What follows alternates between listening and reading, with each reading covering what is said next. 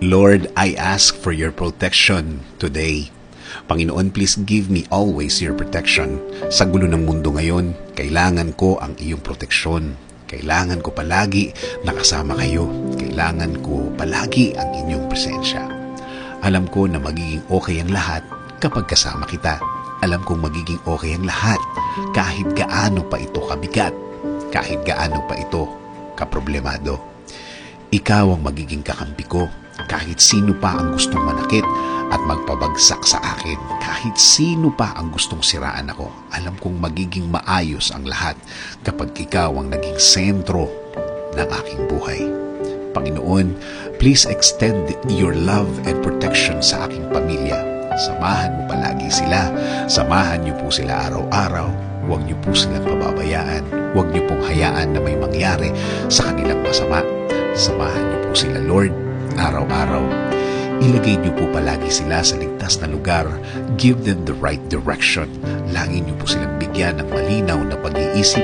Bigyan niyo po sila ng talino. Bigyan niyo po sila ng tamang guidance.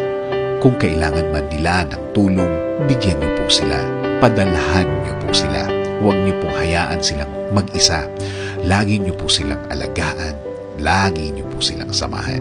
Ikaw ang maging sentro ng kani-kanilang mga buhay.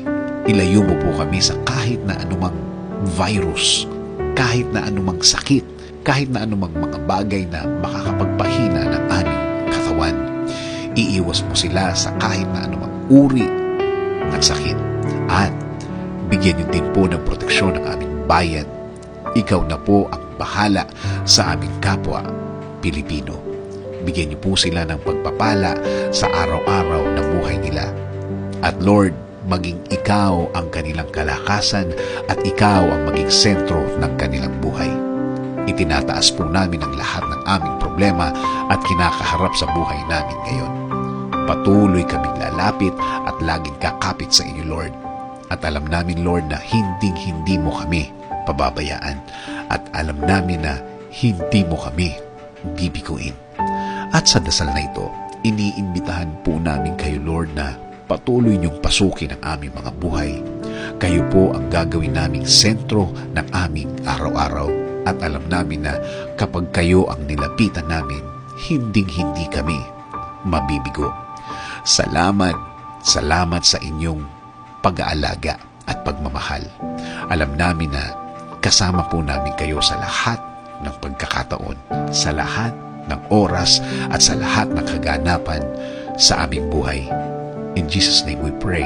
Amen. Sabi nga sa Jeremiah 29:11, "For I know the plans I have for you, declares the Lord, plans to prosper you and not to harm you, plans to give you hope in the future."